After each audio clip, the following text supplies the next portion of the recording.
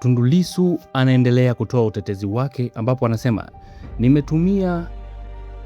nimetumia maisha yangu karibu yote ya utu uzima nikipigania haki za wananchi. Sikuanzia juzi Selten, kuanzia tarehe 3 mwezi wa 4 mwaka jana. Sikuanza hiyo siku. Nilianza nikiwa sekondari mwaka 1988, karibu nifukuzwe shule kwa sababu ya kutetea wanafunzi walioko form 4 na mimi niko form 6. Kuna majaji wa mahakama ya rufani na mahakama kuu wanajua kwa sababu nimesoma nao na sitawataja. Nikiambiwa kwa nini unawatetea hawa wa form 4 wakati wewe ni form 6? Waheshimiwa majaji, mwaka 1989 mpaka mwaka 1990 nikiwa jeshini, sijui kama siku hizi wanaenda jeshini. Nikiwa huko jeshini, mjadala wa vyama vingi ukaanza. Majeshi yetu haya, polisi, magereza, JW, wote hao walikuwa ni ma-CCM. Na amini hadi leo hawajakomboka kwa matendo yao, wamekaa CCM. Kwa hiyo msimamo wa jeshi ulikuwa ni vyama vingi? Hapana. Na mimi nilikuwa 841 Itende Mbeya. Niligombana sana na wakubwa wa jeshi waliokuwa wanasema hatutaki vyama vingi. Nikaambiwa akina Omari Mahita kuwa Mwalimu Nyerere amesema ambao hawataki mabadiliko ni wajinga. Nyie hamjasikia hii kauli? Nikiwa serviceman nilipigania nchi hii kuwa ya kidemokrasia. Mfumo wa chama kimoja haukuwa wa kidemokrasia. Rais Mwinyi alipoteua tume yake kuhusu kuuliza wananchi mfumo wa chama kimoja au wanataka vyama vingi. Tume ya rais ya chama kimoja au vyama vingi nchini Tanzania almaarufu kama tume ya Jaji Francis Lucas Nyarari. Tume hiyo ilipoundwa Februari mwaka 1991, mimi nilikuwa mmoja wa Tanzania kwenda kutoa ushuhuda kuhusu haja ya Tanzania kurudi kuwa nchi ya vyama vingi kama tulivyokuwa huko nyuma tulipopata uhuru. Profesa Harubu Othman aliongoza jopo ambalo nilienda kutoa maoni, na sekretari wa tume alikuwa January Msofe ambaye baadaye alikuwa jaji wa mahakama ya rufani.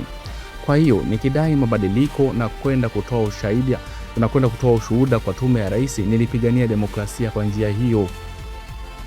Na uchaguzi mkuu wa kwanza wa vyama vingi niligombea na nilirudi kutoka Uingereza kwa sababu nilikuwa concerned na suala hilo. Waheshimiwa majaji, kwa miaka yote iliyofuata mpaka leo nimepigania demokrasia, katiba mpya, mfumo huru na wa haki za uchaguzi. Sijawahi kupumzika kufanya kazi hii ya kitume. Nje ya kupigania demokrasia, nimepigania haki za wananchi wa kawaida miaka yangu mingi sana.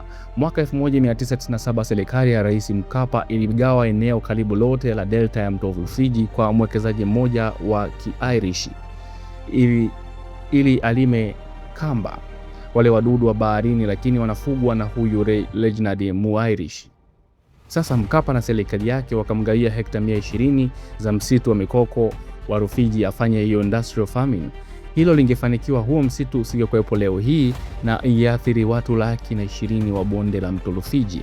Mimi na wenzangu wa chama cha wanasheria wa mazingira RED, Dr. Nshala simuoni hapa, lakini mimi na wenzangu tuliingia kutetea jambo hilo, ambapo Mkapa mwenyewe na waziri wake Omar Juma tuliitwa wajaidina wa mazingira. Tulifanikiwa na kuokoa msitu wa mikoko na Mu-Irish akakimbia nchini. Hiyo ilikuwa mwaka 1997, mwaka 1998.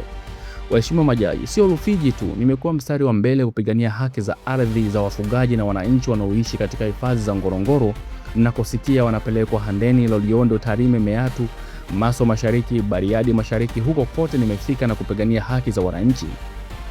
Miaka mitatu iliyopita, mwaka 2023, nilikamatwa ili nisiende Ngorongoro, nisiende kuwaona Masai niliowapigania toka mwaka 1996. Nimepigia kelele matukio mabaya kabisa ukanda wa Ziwa Tanganyika, maeneo mengine ya Nkasi na ukanda wa pwani wa mkoa wa Kigoma. Maeneo ya wavuvi kutoka kule ukanda wa Ziwa Victoria kwenye mpaka na Uganda hadi mpaka wa Kenya. Kumekuwa na ukiukwaji wa haki za wavuvi na wanauawa na vyombo vinavyoitwa vya ulinzi kwenye taifa hili. Inatisha. Katika sehemu hii ya utetezi, Tundu Lissu anajaribu kuweka muktadha wa maisha yake yote ya nyuma kwa umma. Anaonyesha kuwa mapambano yake hayajaanza Aprili 3 mwaka 2025, bali ana historia ndefu ya zaidi ya miaka 35. Anaanza na tukio la sekondari mwaka 1988, kisha jeshi ambao alipinga msimamo wa vyama vingi, ushiriki wake katika tume ya Nyerere mwaka 1991, na baadaye mapambano ya mazingira huko Rufiji Delta mwaka 1997 na haki za ardhi za wafugaji pamoja na wavuvi. Lissu anaonekana akijenga hoja kwamba kauli zake za kisiasa ni sehemu ya kihistoria ndefu ya kutetea demokrasia, katiba mpya na haki za wananchi, si kitendo cha ghafla cha uhaini. Sehemu hii ya utetezi ni ya kibinafsi na ya kihistoria. Lissu anajaribu kuonesha uthabiti wa msimamo wake kwa miaka mingi. Kuanzia sekondari, jeshi, tume ya Nyalali, LEAT au LEAT na Rufiji, Ngorongoro, Loliondo na haki za wavuvi, anaweka rekodi ndefu ya utetezi wa haki. Anasisitiza kuwa alipigania mabadiliko ya mfumo wa chama kimoja tangu mwanzo na hata akiwa askari bado. Kesi ya Rufiji Delta ni mfano maarufu wa ushahidi au ushindi wa asasi za kiraia dhidi ya mradi mkubwa. Anatumia hilo kuonyesha kuwa mapambano yake yamekuwa ya aina mbalimbali. Anataja maeneo mengi yanayojulikana kwa migogoro ya ardhi na rasilimali, na hii inaonyesha upana wa kazi yake. Kwa kuelezea historia hii, Lissu anaonekana akijaribu kuonyesha kuwa kauli zake za no reforms no election ni mwendelezo wa mapambano yake ya muda mrefu, si kitendo cha ghafla. Kwa ujumla, sehemu hii inampa mahakama picha pana ya mtu anayeshtakiwa, si tu kauli za Aprili mwaka 2025 bali maisha yake yote ya utetezi. Huu ulikuwa ni sehemu ya utetezi wa Tundu Lissu alipokuwa akieleza historia yake mapambano. Utetezi bado unaendelea na Tundu Lissu bado anapeleka mashambulizi akiwa mahakamani. Endelea kuwa nami, nitakuletea sehemu inayofuatia ya kesi hii ya Tundu Lissu.